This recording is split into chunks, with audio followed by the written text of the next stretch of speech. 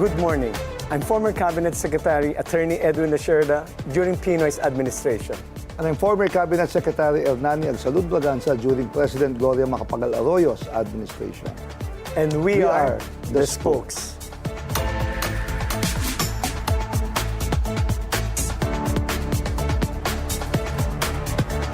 Dalawang tulog na lang, Manong. We're saying Oo nga. goodbye to 2025. So talagang malapit na, 2 araw na ng tulog natin. So, kamusta ang natin? So far, ang pag-host mo rito sa The Spokes? Well, unang-una, thank you very much sa Bilyonaryo News. Pangalawa, it was Benji Liwanag who called me. He is an old friend Ay, oo nga. He just... from Congress days. The last time I saw him was during the Christmas party. Then I just learned na heart attack and he died. My condolences to the family. Our condolences to Benji. Mr. Benji Liwanag. So ano mga reasons why you like The Spokes? Well, unang-una, naging trabaho naman natin parehas kasi to. Di Sa pareho tayong loko eh. When we were both in the cabinet. So, pangalawa, hindi ako yung ini-interview, ako yung nangi-interview. Kaya nga. Technically, ako yung nanguurot, ako yung gatong. So, abogado ko si abogatong. So, kaya maganda ang natin, ang chemistry natin, parati tayo nagtatawanan eh. Oga. And that's why today we are looking back at the moments that sparked debate, clarified issues, and shaped public discourse. The conversations that gave you the hard questions and sharper answers. We're giving you the side stories from our initial episode, just 2 months ago, and all the highlights in between for the Spokes year-ender.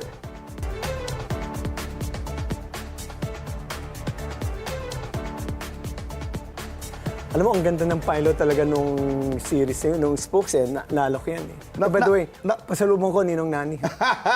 May New Year pa tayo, hindi pa tapos. The hot topic that time was the reversal of the dismissal of case against Senator Joel Villanueva. Sorry si Senator Joel Villanueva was recommended by Justice Carpio to be... The finding of the ombudsman and the Justice Conchita Carpio Morales was to remove him from the Senate. From the Senate. From the Senate. It was never implemented, I suppose. It was never implemented. We didn't know about the decision. We knew about the decision, but nothing happened.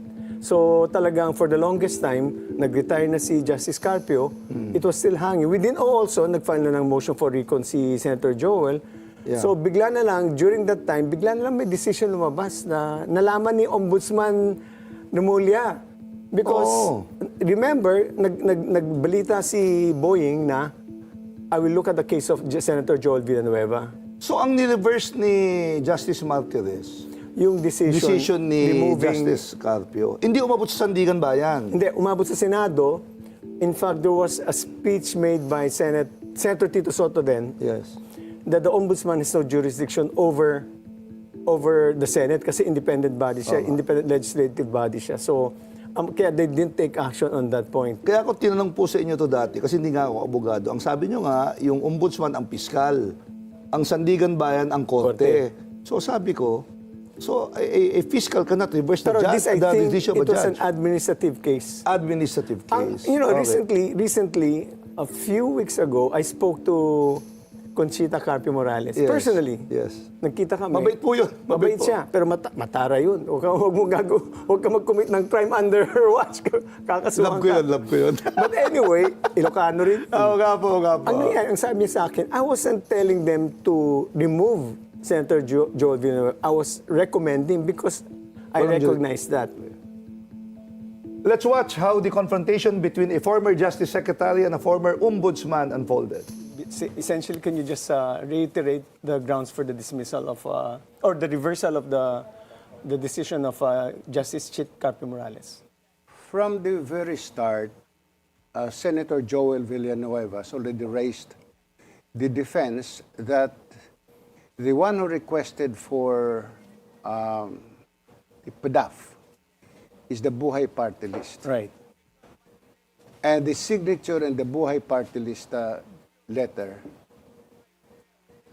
is, per the findings of the National Bureau of Investigation, a forged signature, not the same signature as the one of Joel Villanueva. These defenses were disregarded by then Ombudsman Conchita Carpio Morales. The decision of Carpio Morales came about towards the last week of October In 2018. in 2016. 2016, right. 2016. When I was appointed in 2018, after an inventor of the cases, I found out that there was this pending motion for reconsideration. So I requested the bureau concerned to immediately act on that motion for reconsideration, which they endorsed to me sometime in July of 31 of 2019. Right. On September 13, I approved the recommendation of the Bureau to dismiss or to grant the motion for reconsideration of Joel Villanueva. The first question, Justice Sami, was that when was the motion for reconsideration filed? I heard you in one interview, you mentioned that you assumed that it was timely filed. But would you have an exact date when the motion for reconsideration was filed by Senator Joel Villanueva? I was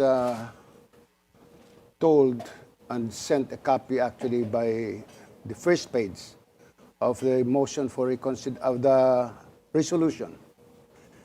It appears that Joel Villanueva filed his motion for reconsideration within the 10-day period to file a motion for reconsideration.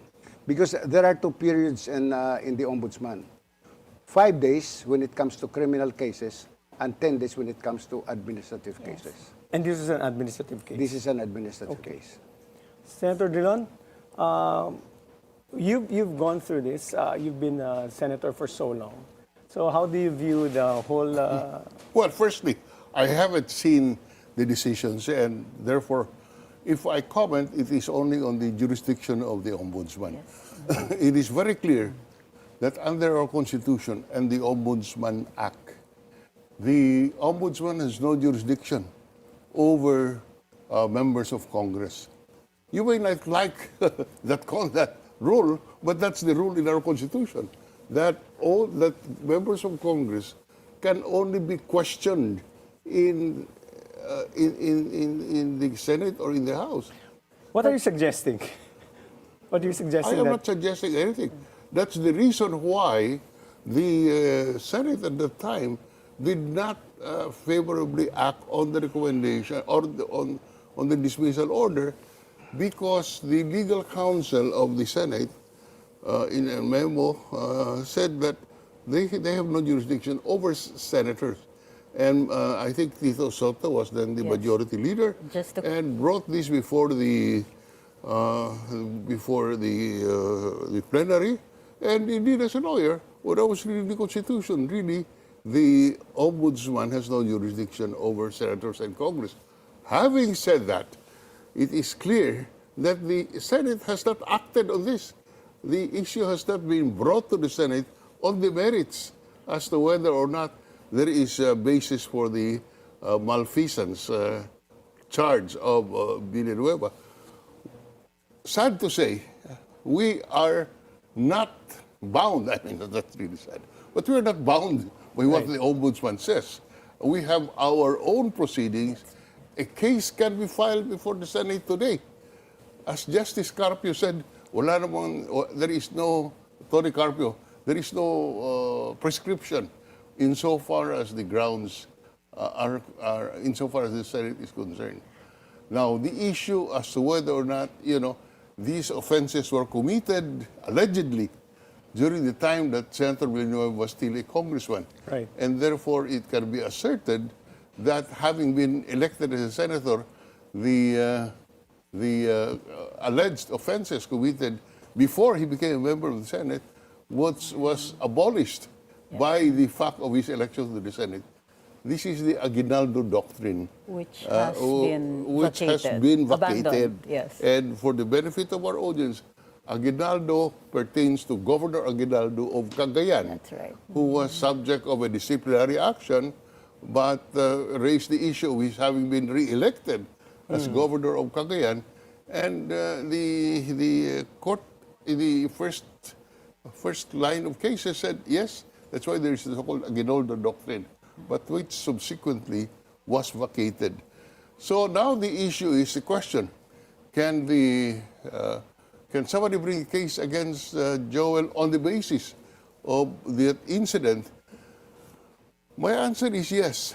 The issue of whether or not the Aguinaldo doctrine is still applicable is a matter that would be put on the table. But the decision will be up to the Senate.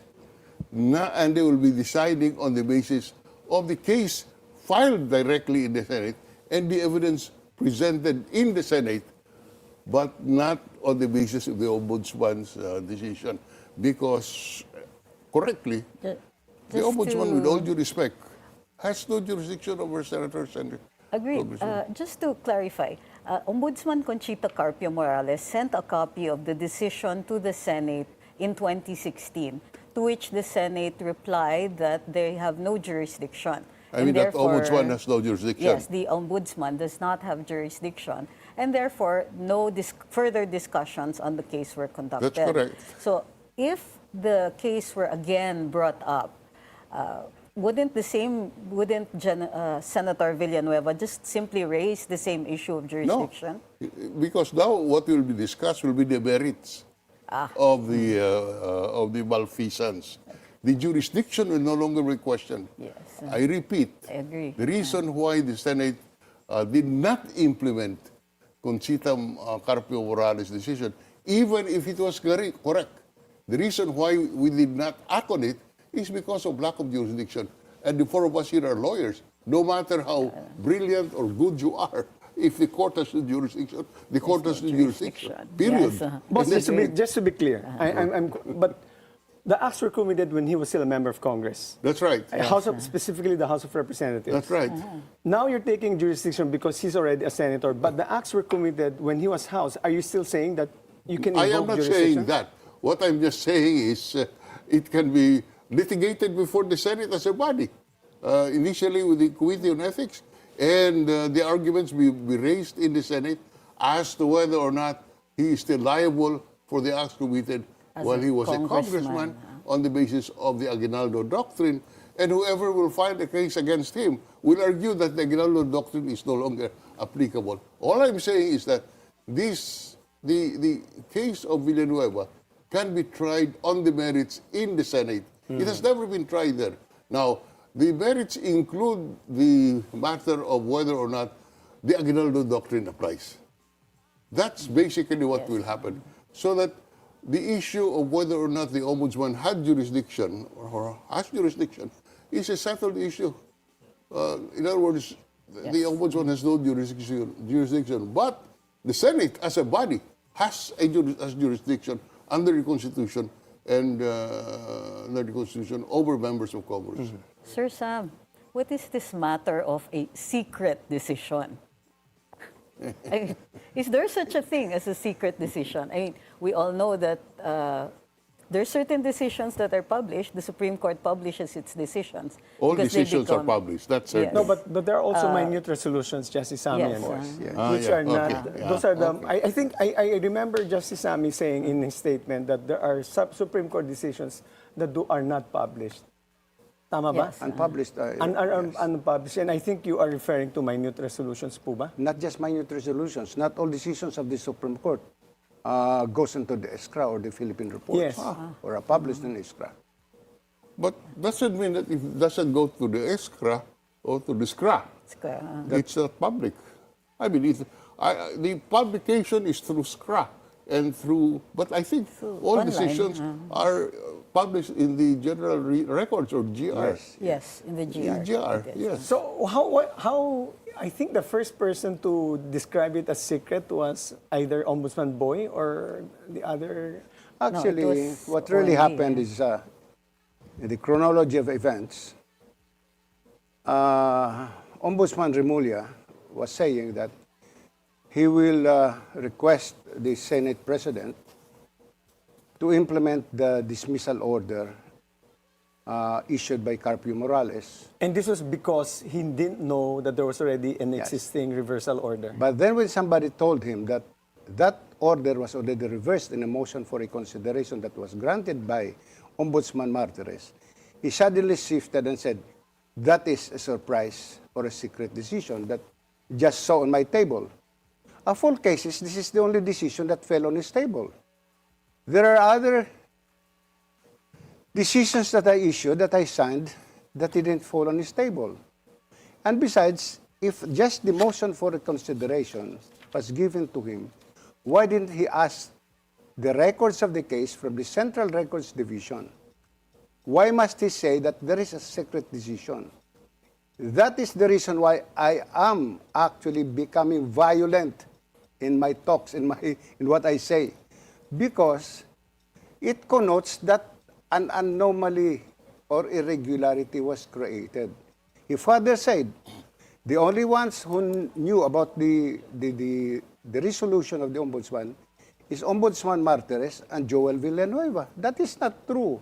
That is an insult on the investigating officer who made the recommendation to her director, who likewise recommended that to the assistant ombudsman before they forwarded it to the office of the ombudsman. You know, naalala ko yan before kami dumating. I mean, before the airing of the show, nandun na sa makeup room si Senator Frank Delon. Kararating ko lang, nagkwentuhan kami, and then sabi ko, oh, we'll have another guest here, Justice Sammy Martires. Hindi niya alam. Akala niya siya lang yung guest. Sabi niya, I cannot hit my friend. He's a good friend of mine. I don't want to hit him publicly. Hindi naman sila fraternity brother. Hindi. And Pero okay. magkakilala sila based I'm over sure, the years. over the years. So ang sabi niya, sabi ko na lang, no, Senator Frank, ako na bahala. I'm doing all the questions. We'll be asking you. So yun ang nangyari. But anyway, we'll have more of the spokes highlights when we return after this short break.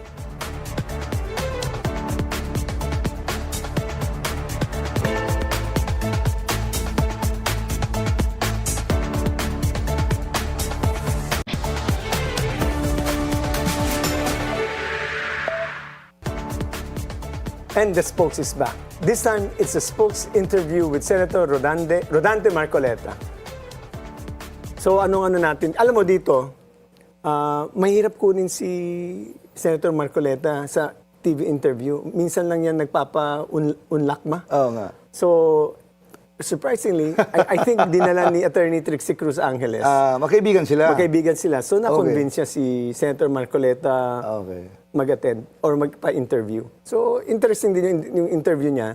Medyo, pero mabait siya in person. And the topic was about the witness. Yung Gutesa, Diskaya, tapos yung restitution. Actually, ang controversy pa rin, hindi yung witness eh. Yung the manner by which na, anong tawag nyo sa affidavit?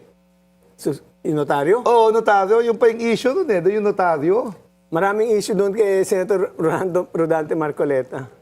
Question lang po, is it true na kahit may question doon sa notaryo, because the mere fact na yung testigo nag-oath sa Senate, does that cure the Yan ang problem? sinabi rin ni Senator Lacson. Kasi remember, he stood before the Senate eh. So it becomes valid, Valid pa technically? rin. And in fact, ang sabi ni Senator Lacson, it stands as part of the records of the Senate. records of the so, it's still valid. So, problema na ni Gutesa yan or ng notaryo, yung issue sa pag-subscribe, pag notaryo, na wala yung notaryo publiko. Exciting ito. Panoorin po natin ulit. That the named witness issued emerged after a Manila executive judge found that the lawyer's signature on Orly Gutesa's notarized affidavit was fake. What does this revelation mean for the credibility of the so-called witness and Senator Marcoleta, who presented Gutesa to the Senate Blue Ribbon Committee hearing? Known for his straight talk and sharp insights on controversial issues, we are joined by Senator Rodante Marcoleta. Welcome to this, folks, and Good morning, Atty. Trixie. Minsan lang ho kayo lumalabas sa TV. Edwin. Malakas po si Trixie sa inyo. Maraming salamat ho at pinaunlakan niyo po ang It's my honor. It's my honor. thank you for being here. So, kumusta naman, sir? Yung the RTC found that yung affidavit daw ay forged document. So, ngayon, ang tinatanong is, ano ang repercussions nito sa inyo daw dahil kayo yung nagpresenta? Repercussions on me. Meron siyang repercussions? May mga ganun. Hindi, tanong lang naman, syempre, umiikot. And I'm surprised this is happening. Are they trying to create a mountain out of a molehill? Di ba ho, And I agree with this, and other legal luminaries have also agreed that, notwithstanding the fact that the signature was of the lawyer, notary public, was allegedly forged, he already sworn in before the Senate, di ho ba? So, Yes, he did. Kaya, didn't that cure whatever defect there was in the preparation of the affidavit or the notarization of the affidavit? I think so, because the guy presented himself before the Senate Blue Ribbon Committee. Correct. He took his oath, and then he allowed himself to be interpellated by the entire committee. But, Senator But let's get yeah. back to the allegedly, I was not what is aware. that? Repercussions. No, the notarized, the forged, whatever. Forged document. Oh. The signature of the notary public was allegedly forged. Yes. If we can at least waste our precious time discussing this, you will have to believe and assume that Gutesa has the power to go to one office, get the notarial stamp of whoever is notarizing there, secure the dry seal, and then look for the last entry of the book of the notarial register Right, right. or the registry para makuha mo yung document number, the page number, and the book number, and then sasaynan ni Gutesa. Are we able to assume all this, that Gutesa has the capacity to do all this by himself? The other lawyer who also presented the same signature, the same forged signature, was Attorney Romano Macalintan. Yes. At meron din akong nakuha, ganun din. Exactly. Yung signature, very, very close doon sa... So, ako, ang assumption ko dito, like the assumptions of many, if not all, pumunta ka sa isang lugar, let's say, the periphery of Quezon City Hall. Correct. Nandyan naka-line up lahat ang ano. Somebody will go to each one of these. I-present niya yung paper. And then, all the guy would have to do is, bigay niya yung papel, then wait for a while, hanggang sa natatakan na lahat yung papeles niya. And then he pays. No one would insist on, let's say, verifying, bago siya umalis, sir, ma'am, can I please ascertain whether you are the one who signed this? Are you the lawyer who signed this document? Yung po bang nagpapanotaryo, had all these things to do bago siya umalis. The notary public in this country has become a cottage industry. Wala naman talagang lawyer doon eh. I have always assumed that somebody, like in the case of Gutesa, was there assigned by that lawyer, whoever she is or he is. Maring hindi siya ang pumirma, but she or he allowed somebody to sign for him or for her. This is happening everywhere. Sa This totoo is lang, something that we should recognize. sa totoo lang, kinagawian talaga dito yan eh. di ba? Pagkatapos yung poor na tao, ang i-ostracize, and he will be discredited by, paano why are we allowing, let's say, ourselves to be swayed into other direction? Gutesa is the most credible witness ever presented in that committee. Why? Gutesa has nothing to gain. Gutesa has everything to lose, including his life, and the safety and the security of his family. But the most important thing, Gutesa was able to connect the dots from Saldico to Martin Romualdez. And that's the reason why there is pressure also now in the Senate to issue an invite to the House to ask former Speaker Martin Romualdez And I to welcome that. appear. So at All least, the while, I've been thinking that that is the most proper thing for the Blue Ribbon Committee to do. Why is it that all the personages mentioned by Gutesa in his own affidavit, like a certain John Paul Estrada, and Mark Texay, allegedly the ones who are receiving the money and then counting the money in the house of from the house of Saldico in Valle Verde, then to be transported in his house in BGC, and from there, yung leftovers kasi like the one he mentioned that was December 2024. Sabi niya, ito po mine-mention ko special because this is pinakamalaki pong delivery namin. You imagine 46 suitcases. Each suitcase Sabi niya, as an amount of, let's say, 48 million. How did you know 40? Kasi merong label eh, sabi niya, yung post-it. And dadalhin po namin kay Saldico sa unit niya sa BGC. Out of 46, ang ibababa namin 35 at that time. So 11 ang naiwan, 35 ang dinala kay Martin Romualdez. Bakit hindi naman ipatawag si John Paul Estrada? Ba't hindi ipatawag si Mark Tiksay? These are the ones he personally knew and sila ang nag-receive, sila ang nag-handle, sila ang nagbilang. Nakausap niyo na ho ba si Senator Lacson tungkol dyan? In the concern that you have, that why didn't you send yung pwedeng isamon yan, di ba? It's a Palagi subpoena. yung sinasabi. Unang-unan, bago kami nag-iwahiwalay, ba't hindi mo ako patawag si Saldico? Alam mo, sabi, nagtagal ka naman dyan eh. Don't you know the interparliamentary courtesy? He was preaching to the choir. Of course. Sabi ko, are we violating interparliamentary courtesy if we simply invite him? No. I invited Toby Chanko and I was the chairman. And he appeared. He appeared. And twice he appeared. Ba't ayaw mong tawagin? Ba't ayaw mong tawagin, for example, the initial 17 congressmen mentioned by the Discayas. 17 congressmen. Hindi man lang niya ipatawag kahit isa. And he himself mentioned 67 contractors congressmen. Correct. In your late... Nagpatawag siya. I'm not saying that we should not call the small fries here or charge them. They are all accessories to this crime. Pero wag naman nating pakaiwasan o pagtakpan yung malalaking isda na dapat nating matukoy dito. Senator Marcoleta, it's just something that we mortals don't know how it works around the Senate. Ordinary mortals like us. Sir, You're hindi not. kayo. Ito po, this is my question. No? The Senate operates as a collegial body. Yes, sir. So you're supposed to be discussing things amongst yourselves. There are two main points that I want to ask. Dito po kay Mr. Gutesa, you presented him right there and there. No?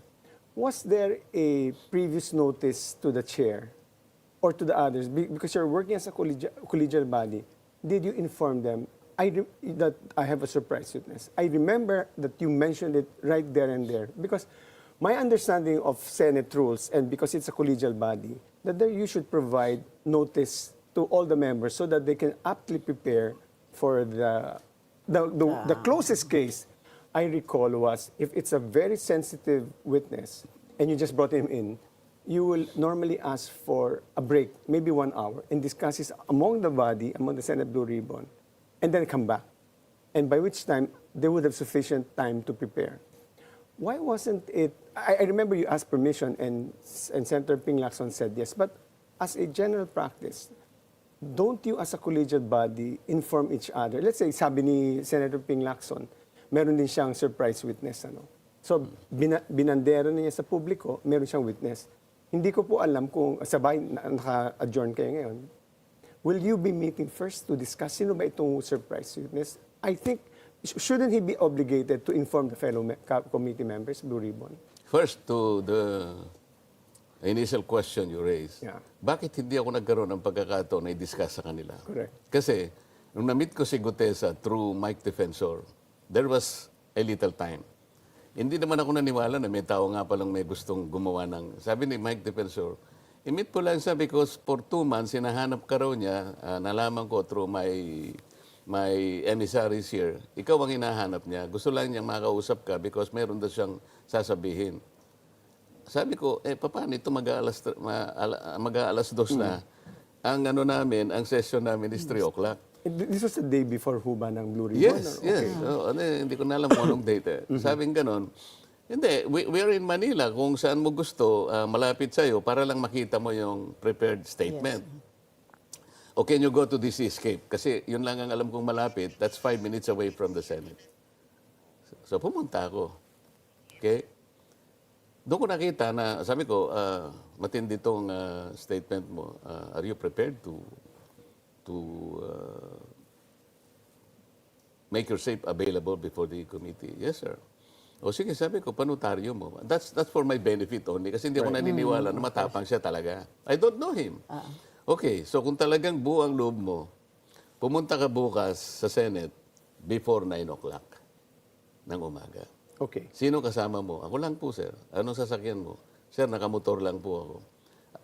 Well, sa una, hindi ako naniniwala na malakas ang loob niya. So, hindi ko na sinabi sa kanila kasi baka ako rin, hindi ako naniniwala na darating siya. Gusto kong maniwala na buong loob niya kung darating siya. That's what happened. So, sir, napansin niyo ba that yung testimony ni Gutesa ay pareho din dun sa, yung, lalo na dun sa luggage, ay pareho dun sa testimony nung sina Bryce Hernandez Mabuti tsaka napansin mo. Henry Alcantara? Hindi lang si Gutesa. Alcantara, Bryce Hernandez talk about the Rimowa suitcases. Sinabi rin nila na dinadala sa bahay ni Saldico. Nag-connect lahat eh. This guy also mentioned, about, putting the money in this, ganito, dinadala sa ganito. Luggage, sa ganito. confirmed Bakit yung hindi nila luggage, ngayon eh. maintindihan? Ba't hindi nila Same luggage mapag-connect? po yan? Same luggage yung Mga ginagamit? ganun ang type, binabanggit same nila eh. type Sabi daw. ko pa, how come? Sinong nagbibilang? Sila po, sabi niya, ano na po plastic. Ang isa pong plastic is 1 billion. So, iniitsa-itsa lang na ganun.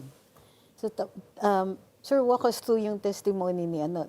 He connected, kasi may kinikwento ko yung kanina, he connected the luggage issue. Sir, yung narrative niya, bakit importante yung narrative ni Gutesa? Napaka-importante ng narrative ni Gutesa because he was the only one who connected the dot from Saldico to Martin Romualdez. Nobody else. Nasaan na po siya ngayon? Do you still have contact with him? Wala akong contact sa kanya personally. Ang pagkakaalam ko, kinupkup siya ng kanyang tropa, yung mga Marines. Kasi ang balita ko, merong nagtatangka sa buhay niya. At I was also informed na nahuli nila yung gustong magtangka sa buhay niya. Okay. Sir, tanong lang, natanong niyo ba kay Mr. Gutesa kung bakit, kung nag-deliver siya sa Forbes kay Speaker Martin, allegedly, nag-deliver din siya sa Aguada? Tama Sinabi po ba? niya doon sa Sinabi. statement niya. Hindi lamang sa Pero hindi dalawang niya lugar sa in-explain, merong Natanong niyo ho ba kung bakit ho dalawang Oo, delivery places? Forbes tapos Aguada pa. hindi na kasi nakita ko yung ano niya. Dahil nagmamadali kasi ako. Ngayon, ang nangyari pa, ang balita ko, kumuha ng CCTV si Senator Lacson para makita niya na kung sino yung sumundo kay Gutesa. Sa CCTV po ng Senate. Sabi ko, ako naman, anticipating that he might come. So sabi ko doon sa staff ko, pakitingnan mo itong taong ito, baka sakaling dumating kasi nangako siya na darating. But I'm not sure kung darating o hindi. So binigay ko yung pangalan. More highlights when the spokes return after this short break.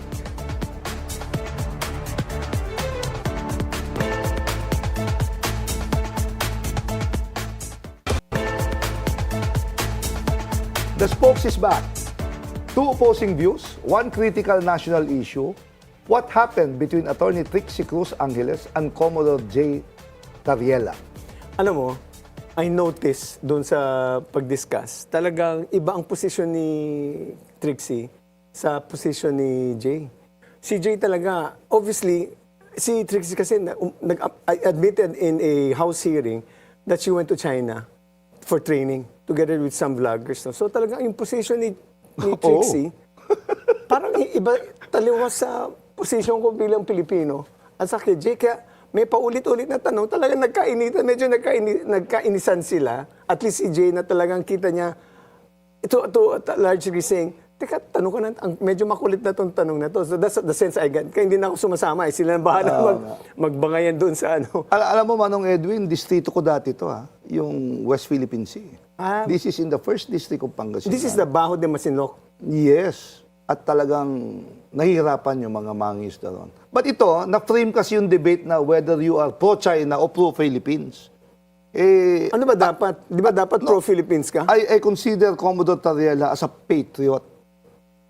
Considering the many limitations of our Coast Guard. And despite that fact, they continue patrolling yung West Philippine Sea and other areas in the Philippines. Pero hirap na talaga yung mga mangingisda ron. Hindi lang po yun.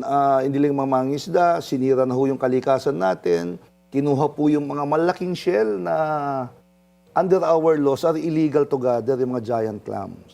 Right. Tapos, balahuraan talaga. Sinira yung balahura, yung bahura natin, di ba? Balahuraan pa doon sa lugar na yon. Tingnan natin. Mas marami naghihirap. Let's watch the exchange.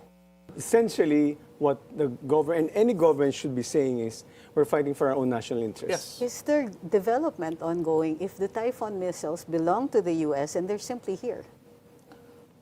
I don't think that it What would you're be saying is something that, of course, and yes, I agree with you that the Philippines ought to develop a capability Yeah. for our own defense, and we Yeah. are working on that, I understand. But having the Typhoon missiles here, is that any form of development? Well, having Typhoon missile here is, whether it will be used for exercise or something, it is definitely a Can they be deterrent. used for exercises? Well, I don't know. It's I for the armed assume that forces if you of- launch one, that's it. Yes. Again, when you say exercises, it doesn't really mean that You're going going to use it. All right. But I think what Congressman Paulo Duterte was saying is that even assuming that we reach the point where you actually use one, within the time that the missile leaves for China, China can already retaliate, which gives him pause. He raises the issue of our national security regarding that. So, So this what was is he the- saying? Since the Well, Chinese I'm not government arguing with and- you, and I'm not arguing on No, I'm behalf just, of Congressman Duterte. yeah. I'm just clarifying that this was the statement to which he responded for. I assume you're responding for Yes. General Bronner. No, I'm not responding for General Browner. I think any fake news or disinformation about the West Philippine Sea is an obligation for every single Filipino. So the presence of Typhoon missiles pointed out by Congressman Paulo Duterte is disinformation. Yeah, for you to argue that it would provoke anybody is already a fake news, because you are threatening the Filipino people that once you do something defensively to develop your capability, it would provoke China, and then China will eventually launch He their did not missile. mention Yeah, development. you just said it, right? That the reason No, why he he's said saying is just China that will if the eventually. missile leaves, it Yeah. was oddly specific. Yeah, that's how you explain But it. I right? think the premise there is it's used as a defensive capability, meaning that you're not Yes. going to do the first strike. that is a defensive capability. It's not an offensive one. And by the Is way, there a guarantee of that? About what? That it's going to be used purely for defensive capability. It was clearly stipulated by General Browner a lot of times. Stipulated by General Browner. Yeah, he in mentioned that there is statements, defensive yes. capability. We are developing. But what is our Modernization of the armed agreement forces with of the Philippines the- is more on defense, What not about offense. Our agreement with the United States? This is part of our defense cooperation, correct? Yes. With the United States, we have no agreement or no document pertaining to any events in the Taiwan Strait, but we do with Australia. So, we have a mutual defense treaty to do that. So Yes. mutual defense treaty, unlike a visiting forces agreement, you don't automatically invoke defense. Mutual defense Yes. treaty is different. Yes. The visiting forces agreement does not require the other country to rise in the defense of the Philippines. A mutual defense treaty allows that, and it's been what, 84-year-old, an 84-year-old Since treaty. 1951. So that's something that we have a treaty with the United States. Right. Whether we want to invoke it is one question. Whether the United States would do it is another question. So, but that is a treaty that we can hold the United States to in case we are invaded. We are a small country, so I doubt we will be taking the first strike to hit China. It Precisely doesn't- the point. it doesn't Why work would we like even that. strike China for no reason? what about the visiting forces? Would they? What about it? Would they? Excuse me. Would they, just in case, and in retaliation to any act of aggression that they perceive, retaliate before? No, the visiting forces to agreement don't using- do that. It's not part of Using the Typhoon missiles that are here. The visiting forces agreement does not require the partner it automatic assistance to us. It's just training exercises. Unlike a mutual defense treaty, where when you're asked to defend us, So, yes. they're obligated. But a visiting forces agreement is for training. Agreed. Training. Improvement of technology. Yeah. Correct. That's part of it. So that's not they're not bound to defend us. It's up to them. But that's the difference between a visiting forces agreement and a mutual defense treaty. The Coast Guard is also involved, of course, in rescue and relief. In Yes. fact, that is what their known for. And I agree with the bravest Coast Guard in the world because of their, yeah, no, seriously, because of your rescue and relief efforts. What about in the West Philippine Sea? That's not kasi obvious, but kudos on the West Philippine Sea as well, of course. And how is the serviceman who lost a thumb? How is he doing? Well, just to clarify, the serviceman who lost a thumb is actually part of the Philippine Navy. He's Navy, not yes. Coast Guard personnel. No, but okay. anyway, you responded, so I was just wondering if he's okay. Yeah, he's okay. Is so he matter of still fact, in they the even have, service? yes, he's still in the service. Nice. And what about what I'm saying is that in our mutual we have an agreement on the visiting forces that in fact it's contained in all visiting forces agreements that these forces will assist in rescue and relief efforts and disaster responses. Have they been doing this? Because Well, you are one of the primary responders. I cannot speak for the Armed Forces of the Philippines since they are with the visiting force agreement is between the military. So definitely, perhaps, but But I'm have not. they I'm not. assisted you, the Coast Guard? Not yet? For the Coast Guard of the Yes. other countries? Are you No, referring? no, no. Have they, the visiting forces, because it's part of the agreement, have they assisted? Because the Coast Guard is primary in rescue and relief. Not yet? Let me first clarify. The visiting force agreement is between the military. The Yes. Coast Guard is not part of the military. There are other ways that other foreign governments are supporting the Coast Guard for rehabilitation, rescue, disaster relief. But I cannot clearly stipulate whether it is through BFA or their foreign military or whatsoever. But to be fair with all those countries whom they signed the BFA, Yes. they are very helpful in whatever capacity that we need to strengthen our capability and also to distribute relief. They have been distributing relief. They are not distributing relief. It is the Coast Guard through us. So if they we have our have, disaster relief operation. You're distributing for them. Not this. Let us first clarify this, ma'am. No, again, the visiting force agreement is with the military. Okay, Yes. I'm not saying that it's through their military that they're giving us relief goods. Okay, I'm saying is that whether it's Australia, Canada, or whatever countries, they're also supporting Coast Guard for the distribution of, for us to distribute the relief that may come from them. What is the spokes effect? You'll find out when we return after this short break.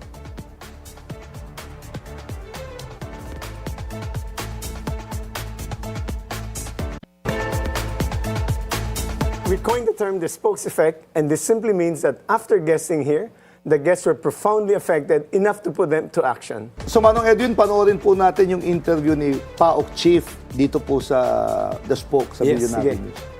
When PAOK turned over together with CIDG the complaint, we simply asked them, did follow up, but sadly to say, the arrest warrant came out around May na rin po talaga. May na rin kasabay nung kinahari. Yes, sir. But my point is, you should have been doing surveillance on Cassandra Ong, even if after she was released from the custody of the house. Did you do that? Yeah, technically, yes. Kaya lang, all that we could do at that time, Edwin, was simply look at, well, simply apply all our trade craft, so to speak. I'm not at liberty to disclose what we did, but we've been giving the information to pertinent law enforcement agencies. Including immigration? Yes, sir. So there was a bolo. Be on the lookout? No. Wala ho kasi, all that they could issue in relation to Harry Roque and Cassandra Ong and all was immigration lookout bulletin order. Until and unless lumabas na po yung warrant of arrest, they could not prevent her leaving. So how early did you know that Cassandra Ong, he was released in October, and when did she? No. She was released December 16. And when did you know that, obviously we know that she's now out of the country. Yes, sir. But when did you know that she was physically out of the country? Well, around third week of January, we were talking to people and we were looking at her movements. Then we knew that she was already in Japan at that time. So, I mean, you know, you're sorry, I I'm understand. a bit frustrated by the Yes, fact of that course. she was released and you were doing surveillance, and yet she was able to leave the country. With, I wala- understand there were no resistance to that, but Yeah. Wala ho talaga kaming, we had no legal instrument to be able to hold her for that matter. No? In fact, I am not even sure if she went through the immigration, the legal immigration process. Nabanggit nga po sa Senado that she could have gotten out through the back door. Those are open possibilities. Anong Edwin personal daw pong tumawag sa inyo, si Spokes Winston Casio, after his guesting dito sa Bilyonaryo? Because in the guessing proper, I asked, there's already a warrant of arrest issued by the court to Harry Roque way back in May. May pa this year. Nung tinanong ko on that day, I asked, may na-cancel na ba yung passport? And sabi niya, hindi pa. Ba't hindi pa ang tagal na. In the afternoon, after the same interview, in that afternoon, he called me up and told me, sir, I'd like to inform you that the courts have acted already. We've moved and applied in the court at kinancel ang passport ni Harry Roque, ni Cassandra Leong, ni Dennis Cunanan, at saka ni Catherine Baterna. So, 4 na passports kinancel on that day. Ang bilis ng aksyon ng PAOK at saka ng korte right after that interview. So technically, pag na-cancel ang passport mo kasi, you cannot leave the country. You cannot leave the country if they're out of the country. So okay. What it does, it impairs mobility. Mobility. Hindi yes, siya makakagalaw ng whatever he wants to go. She cannot fly out of wherever she is or he is. Talagang nandun ka lang. Yung Cassandra na nabanggit niyo po, I saw the Quadcom meeting. She was one of the witnesses. Yes, but yun nga. Resource person, I mean. Resource Apparently, person. they found some evidence against Cassandra Leong. That's why there was a case filed against her in the courts, no? Again, the report is she's outside of the country. She's out of the country, and we're hoping that with the cancellation of the passport, apprehension will be faster because she cannot move around. Well, actually, yung hold order kasi, kung resource person ka, hindi naman ini-issue kagad yun eh. Unless it is requested, di ba? By government na i-hold ito. Parang gano'n naman Kaya yun. nga, nung nalaman ko pala, tinanong ko, ba't hindi nyo pa nakakancel yung passport? Dahil, kailan pa pala mag-file ng motion ng court, ng prosecution agencies to the court. And that day, lumabas na, mabilis ang decision that afternoon. Okay. Kumala na kaagad yung balita. Na-interview nga, if I recall, na-interview yata ni Corina or ni Pinky Webb. At balita ko, pati si Kong Liviste na spokes effect daw. Ay, yung kasi sinasabi niya, naalala ko, sabi niya, marami na siyang ebidensya, ilalabas niya. Sabi ko, why are you waiting? Anong hinihintay mo? Kung kailan, it's in the interest of the public to know what you have.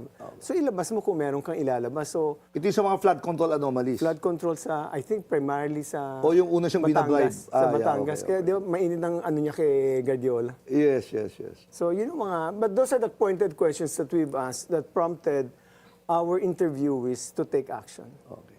I mean, why don't you just release all the documents? You have the documents. Cabral gave it to you. Bonoan gave it to you.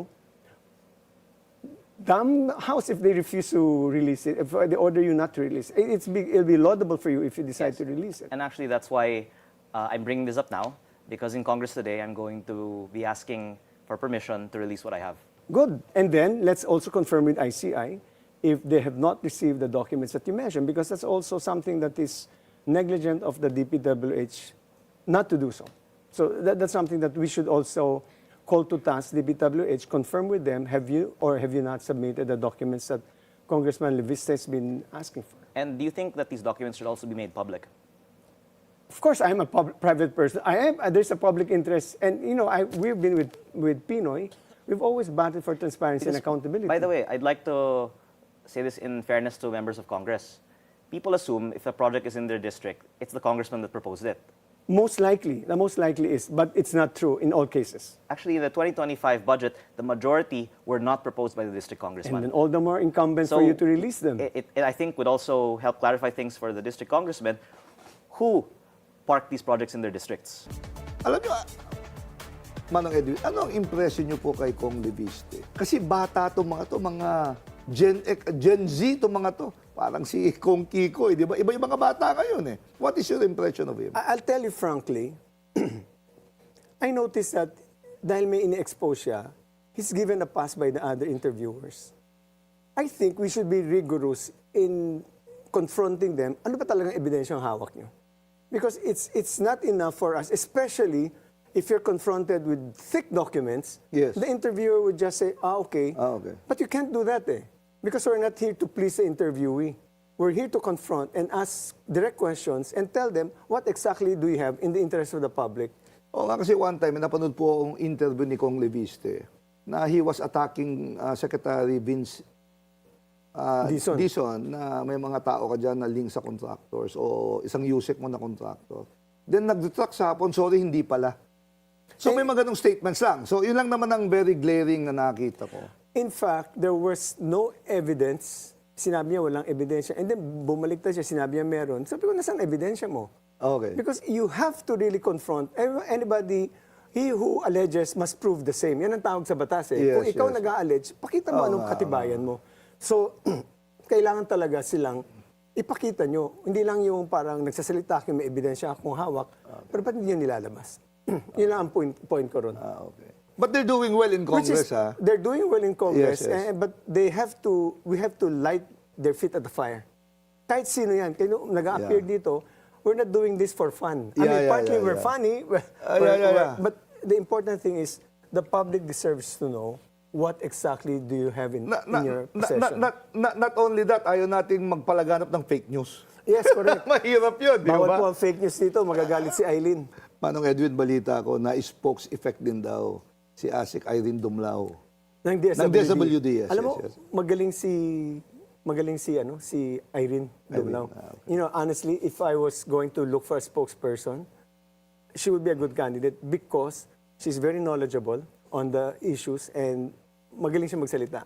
But siyempre, iba yung spokesperson ka ng DSWD kasi apolitical yan eh. Yes, yes, Pero yes. pag political, that would be a different thing. But the one thing that the spokes effect there, because I recall there are two things na sinabi. No? Si Relly Fajardo confronted her because may experience yung kaibigan ni Relly na kailangan nung walang endorsement ng mayor, ng public official, hindi inaksyonan ng DSWD. So, right there and there, si Irene said, you don't need a personal endorsement from a mayor or any public official para aksyonan ng DSWD. Totoo po yan kasi I was mayor during the time of Pinoy.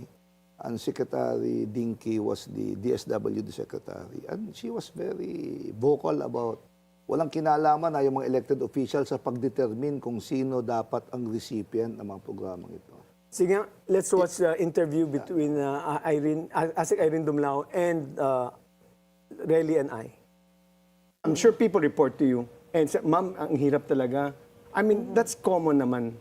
Yan, yung sinasabi ko nga kanina, di ba, yung mga Ikes na yun, I was surprised that you did not get any report, no? Parang I thought it was like a common practice also on the ground, no? That kailangan dumaan talaga kay mayor yung endorsement before they can get the Ikes, no? Well, again, as I've earlier mentioned, definitely hindi naman po nangangailangan ng endorsement from any local But official. yun nga kaya kailangan natin talaga mas maging informative. Kasi hindi alam ng tao yun, no? I think common knowledge ng mga tao that they need to pass to their mayors before they can get any assistance. Maybe that's something that, if It's going good back that to you the were question, able to clarify, going back to your question, So that's maybe one of the apple. maybe that's one thing. If it's true, no, na kinakailangan nga muna, if require yung endorsement from any political person or actor. Because you can't avoid people on the ground having people will say, malakas ako dyan sa DSWD, ako na bahala sa'yo.